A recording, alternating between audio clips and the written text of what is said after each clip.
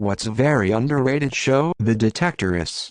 It's such a delightful show even if the humor is very British and dry. It's relaxing. Resident Alien. Happy.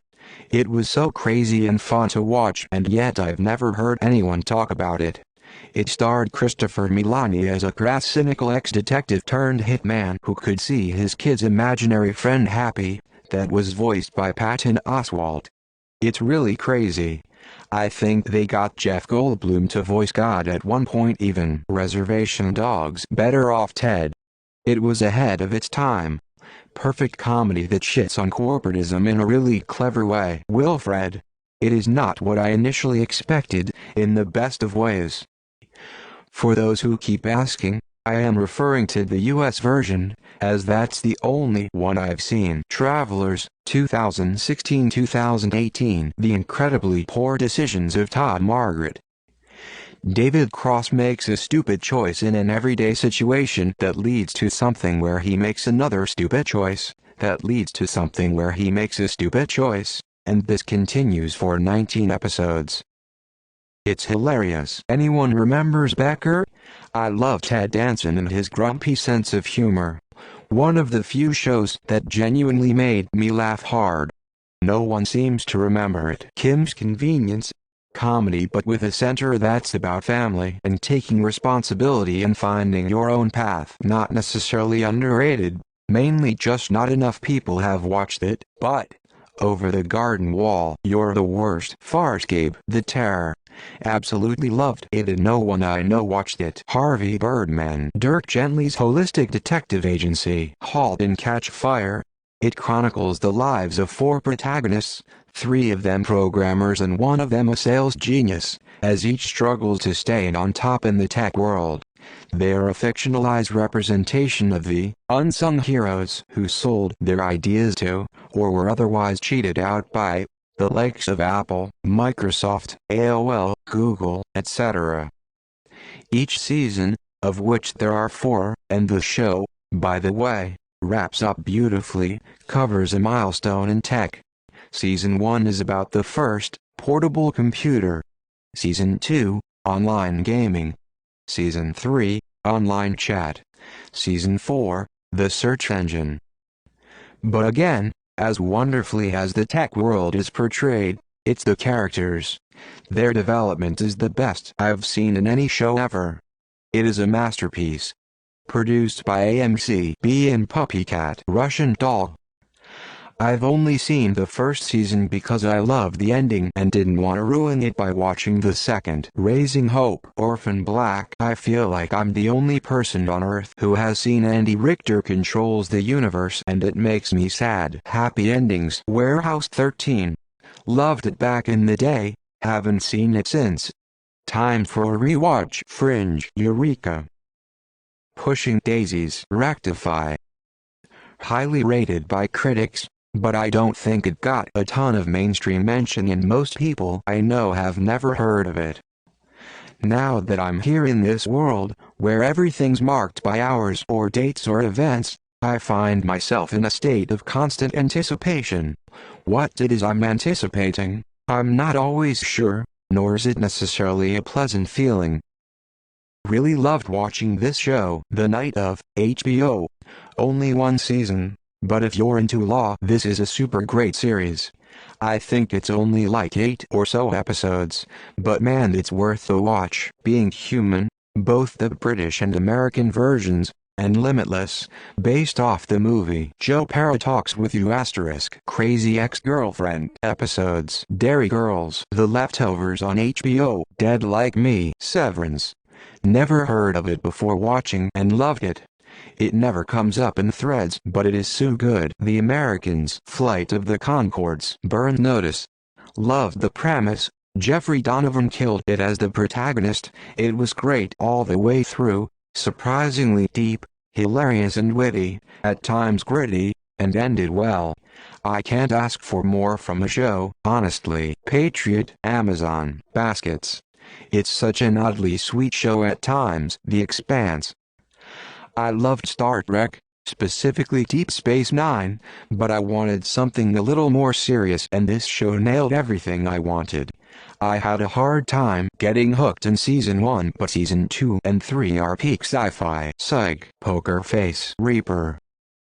When he was going through his teen years, Sam often wondered why his parents never seemed to mind his slacking off, although they always pressured his kid brother Keith to excel. When he turns 21, however, Sam makes an ungodly discovery. His parents sold his soul to the devil before he was born. When Satan pops in to explain that Sam is going to serve as his bounty hunter, tracking down escaped evil souls and returning them to hell, Sam's first reaction is to tell Satan to go to, well, home, but it quickly dawns on him that breaking a deal with the devil is likely to have more serious consequences than getting grounded. Before you can say, is it just me, or is it hot in here? Sam embarks on his dangerous and often terrifying new gig as the Reaper, assisted by fellow slackers Ben and Sock, as well as Andy, Sam's girlfriend. Chuck. No one I know has even heard of its sad pensive face. Search Party. It's a show that takes everyone treating life like they are the main character to its logical and absurd end. iZombie. It came out a while ago, has 5 seasons, a great storyline and overall is pretty neat. I would recommend watching it at least once. The Last Man on Earth. Superstore. No one ever talks about it. One of the funniest shows of all time, incredibly well written, and stays solid all the way through. Life on Mars. UK. F is for Family. Ash vs. Evil Dead. Raising Hope. I Think You Should Leave with Tim Robinson. People of Earth. Show about aliens. TBS cancelled because they are dumb. So Help Me Todd. Stupid comedy about a lawyer and her son. It's fun and lighthearted when most things available to watch are not. Gallivant. Evil. The League is highly underrated. I don't even like football, much less fantasy football, and that show is still amazing. SHIVAKAMINISOMAKANTARKRAAM. The Magicians. Was on Sci-Fi, currently on Netflix. Early edition. Guy gets tomorrow's newspaper, uses it to help people. Loved it immediately from the first episode. Mr. In Between. Warehouse 13 was an incredible show on Sci-Fi, yet no one seems to talk about it anymore.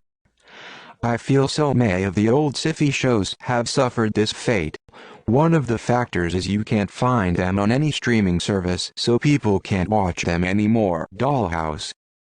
Caroline Farrell has gotten herself into a spot of trouble. The company, Rossum, that she committed the justified crime against offers her a deal. Life in prison is what she would have gotten, but the choices Caroline's offered are death or 5 years of her body's use in one of their secret facilities. She takes the 5 years. So Caroline's personality is downloaded and stored, and her body is now a blank slate called Echo, able to be imprinted with personalities both real and created to be used by clients with more money than you can dream of for whatever, more or less, their desires are, just like all of the other dolls in the dollhouse. Except, Echo is special. For some reason, Echo doesn't completely revert back to a blank slate when she's wiped. She learns and grows, something that's supposed to be impossible. While Echo goes out to serve her clients, though, something is going on inside of the dollhouses and Rossum, something sinister, something that could have devastating effects on the world and humanity. Stargate SG-1. Don't trust the bee in Apartment 23. I still watch that show when I just need to laugh. James Van Der Beek playing a silly version of himself is so funny. Terriers. The IT Crowd. Santa Clarita Diet. The Last Kingdom. Eastbound and Down. Fucking hilarious. American Vandal. Feud. Betty and Joan. Rescue Me. Rules of Engagement. The Orville. They tackle some heavy topics with nuance, and the characters are very interesting, especially Isaac.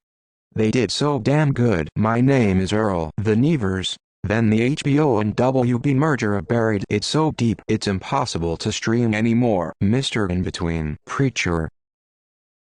More people need to watch it so I can obsess with someone. Monkey covering eyes. Monkey covering eyes. Raising hope. Not enough people talk about Jenny Tartakovsky's Primal Carnival. Also agree on Orphan Black and Travelers. Great shows. Letterkenny. This is mostly due to how old it is, but the original Twilight Zone from 1959. It's a masterpiece of a show, and I don't use that word lightly. It perfectly tells a variety of stories from many eras. The variety of stories will please any viewer. If you like sci-fi, there's an abundance of those. If you're a history buff, there's a bunch of those, such as The Passerby or Death's Head Revisited, the latter being about a former soldier in the SS who revisits a concentration camp he worked at. If you like more character-driven stories, there's some of those as well. The show is just such a gem that has inspired so much of media since it released. I hear so many people using this phrase, "in the Twilight Zone," without actually knowing where it comes from. While, yes, the show didn't invent it, it popularized it. The Twilight Zone is a show where I believe most should watch at least some episodes in their lifetime. It has the ability to move you, shock you, and spreads messages through the stories rather than beating you over the fucking head by having a shitty character mention those MSGs, but the actual show movie doesn't do anything to represent it. TTZ does things that shows of the sort only wished they could do. Even at its worst, it's still better than most shows. Was Space Above and Beyond justified? The Americans. It seems like everyone skips over it when listing the must-do things. Such a great show. End of the fucking world. Moral Gallivant. That there was only 2 seasons is a crime. And Community. If it's underrated per se, but it's better than most sitcoms people talk about. Cough cough. The Office. Dark, a Netflix show with surprisingly good German production. Eureka never quite got the praise it deserved. I also liked Stargate and think it's a bummer it's no longer in existence as a television show. Superstore. The Orville for sure. It started a Star Trek copy, with references to many other shows, but in an extremely comical way. The cast is awesome. Second and third season have very high rating and are such an improvement over the first season. Wick Immel was extremely good. Sadly, we don't know if they will ever make a 4th season, although many people would love to.